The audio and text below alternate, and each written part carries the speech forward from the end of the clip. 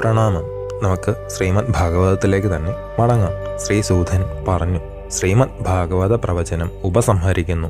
ബ്രഹ്മാവ്, രുദ്രൻ, വരുണൻ, ഇന്ദ്രൻ, മരുത്തുകൾ മുതലായവർ യാതൊരു ഭഗവാനെ ദിവ്യ സ്തോത്രങ്ങൾ കൊണ്ടും അംഗപദ ക്രമസഹിതമായ ഉപനിഷത് വാക്യങ്ങൾ കൊണ്ടും സ്തുതിക്കുന്നുവോ, സാമവേദഗായകന്മാർ അത്ഭുതകരമായി ഗാനം ചെയ്യുന്നുവോ, യോഗീശ്വരന്മാർ ധ്യാനനിശ്ചലമായ ബുദ്ധി കൊണ്ട് ഹൃദയാകാശത്തിൽ ദർശിക്കുന്നു, എങ്കിലും ആരും തന്നെ യാതൊരു ദേവദേവന്റെ അവധിയെ അല്പവും അറിയാൻ ശക്തരാകുന്നില്ലയോ, ആ പരംജ്യോതി സ്വരൂപനെ ഞാൻ നമസ്കരിക്കുന്നു.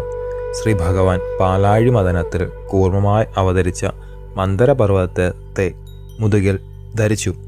മദനപ്രയോഗത്താൽ വട്ടം ചുറ്റുന്ന ആ മഹാപർവ്വതത്തിന്റെ ഉരസൽ പ്രഭുവിന് സുഖമായി തോന്നി. ആ സുഖത്തിൽ തന്തിരുവടി നിദ്രയെ പ്രാപിച്ചു. ആ സമയത്ത് തൻ്റെ ശ്വാസവായുവിനാൽ സമുദ്രത്തിൽ വൻ തിരമാലകൾ ഉണ്ടായി. ആ തിരമാലകൾ എത്രയോ കാലം കഴിഞ്ഞിട്ടും ഇന്നും നിലച്ചിട്ടില്ല. അത്രത്തോളം അചിന്ത്യ പരാക്രമശാലിയായ ശ്രീ ഭഗവാൻ സംസാര സമുദ്രത്തിൽ താഴ്ന്നുപോയ നമ്മുടെ മനസ്സിനെ ഉദ്ധരിച്ച് സകല വിക്ഷേപങ്ങളിൽ നിന്നും രക്ഷിക്കുമാറാകട്ടെ. ശ്രീ വേദവ്യാസൻ 18 മഹാപുരാണങ്ങൾ നിർമ്മിച്ചു. അവയുടെ ഗ്രന്ഥസംഖ്യ ഇപ്രകാരമാണ്: ബ്രഹ്മപുരാണം 10,000, പത്മപുരാണം 55,000, വിഷ്ണുപുരാണം 23,000, ശിവപുരാണം 24,000, ശ്രീമദ് ഭാഗവതം 18,000, നാരദപുരാണം 25,000, മാർക്കണ്ഡേയ പുരാണം 9,000, വഹിനി പുരാണം 15,400, ഭവിഷ്യത് പുരാണം 14,500, ബ്രഹ്മവൈവർത്ത പുരാണം 18,000, ലിംഗപുരാണം 17,000, വാരാഹപുരാണം 24,000, സ്കാന്ദപുരാണം 87,100, വാമനപുരാണം 10,000, കൂർമ്മപുരാണം 17,000, മത്സ്യപുരാണം 14,000, ഗരുഡപുരാണം 19,000, ബ്രഹ്മാണ്ഡപുരാണം 12,000 എന്നിങ്ങനെ 18 പുരാണങ്ങളിലും കൂടി ഗ്രന്ഥസംഖ്യ 4,00,000 ആകുന്നു. ശ്രീ ഭഗവാൻ ബ്രഹ്മദേവനെ ലോകസൃഷ്ടിക്കായി നിയമിച്ചപ്പോൾ ആ കർമ്മം തനിക്ക് ബന്ധഹേതുവാകുമോ എന്ന് ബ്രഹ്മാവ് ഭയപ്പെട്ട് ഭഗവാനെ ശരണം പ്രാപിച്ചു. അപ്പോൾ ശ്രീനാരായണൻ ശ്രീമദ് ഭാഗവതം ഉപദേശിച്ച് ബ്രഹ്മാവിൻ്റെ ഭയം തീർത്തു. ശ്രീ ഭഗവാൻ കാരുണ്യപൂർവ്വം ഉപദേശിച്ചതാകയാൽ അതിന് ശ്രീമദ് ഭാഗവതമെന്ന നാമം ഉണ്ടായി. അതിൽ ആദിയിലും മധ്യത്തിലും അവസാനത്തിലും ഉടനീളം വൈരാജ്യജന്യമായ ഹരിലീലാ കഥകളെ കൊണ്ട് നിറഞ്ഞിരിക്കുന്നു. ആ അമൃതം സേവിച്ച സത്തുക്കളും ദേവന്മാരും ആനന്ദിക്കുന്നു. ഈ മഹാപുരാണത്തിലെ വിഷയം ഭഗവാൻ ശ്രീഹരി തന്നെയാണ്.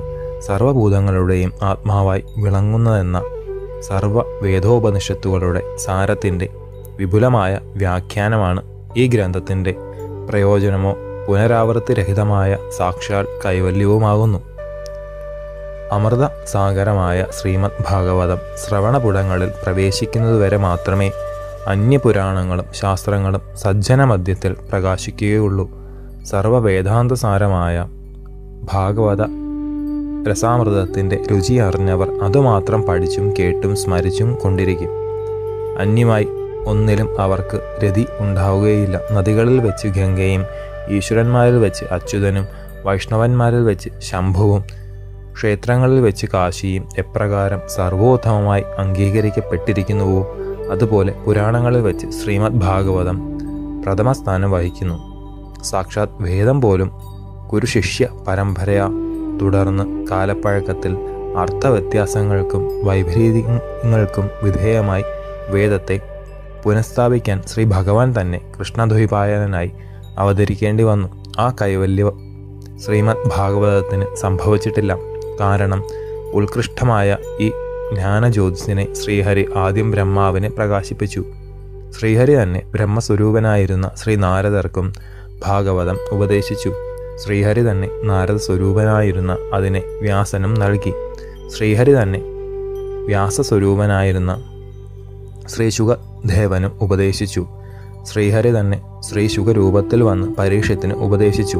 ഇപ്രകാരം ഭാഗവതാന്തർയാമിയായ ശ്രീ ഭഗവാൻ തന്നെയാണ് ഗുരുശിഷ്യ പരമ്പരയാ ഭാഗവതത്തെ ലോകത്തിൽ നിലനിർത്തിയിരിക്കുന്നത്. ആ കാരണത്താൽ ഇത് തികച്ചും അപ്രാകൃതവും വിശുദ്ധവും നിർമ്മലവുമാണ്. സുഖസ്വരൂപവും അമൃതസ്വരൂപവുമായ പരമസത്യമാണ്. ശ്രീ ഭഗവാൻ തന്നെയായ ശ്രീമദ് ഭാഗവതത്തിനും അനന്തം നമസ്കാരം. സജ്ജനങ്ങളെ, ഈ മഹത് ഗ്രന്ഥത്തെ ഭക്ത്യാദരപൂർവ്വം പ്രതിദിനം ശ്രവണവും പഠനവും ചെയ്ത് സേവിക്കുവിൻ. ഈ മഹാപുരാണം വൈഷ്ണവന്മാരുടെ പ്രേമനിധിയാണ്. പരമഹംസന്മാരുടെ പ്രാപ്യസ്ഥാനമായ അമലജ്ഞാനം ഇതിൽ സുസ്പഷ്ടമായി വർണ്ണിച്ചിരിക്കുന്നു. കാമ്യകർമ്മത്തിൽ വിരക്തിയും ജ്ഞാനവൈരാഗ്യ സഹിതമായ പരിശുദ്ധ ഭക്തിയും ഇതിൽ അതിശയമായി പ്രകാശിപ്പിച്ചിരിക്കുന്നു. ഭാഗവതം അധികാരി ഭേദമന്യേ ആർക്കും സേവിക്കാം. അന്ധകരണം പരിശുദ്ധ പ്രേമത്താൽ നിറഞ്ഞ് ഭഗവത് പാദമൂലമാകുന്ന പരമപദം സുഖമായി പ്രാപിക്കുന്നതിന് ശ്രീമദ് ഭാഗവതത്തെ നിരന്തരം ആശ്രയിച്ച് ശ്രദ്ധാഭക്തിയോടുകൂടി കേൾക്കുകയും കീർത്തിക്കുകയും പഠിക്കുകയും ചെയ്യണം. ശേഷം ചരിതം നമുക്ക് അടുത്ത ഭാഗത്തിലൂടെ കാണാം. ഗുരുപാദങ്ങളിൽ സാഷ്ടാംഗ പ്രണാമത്തോടെ നമസ്കാരം.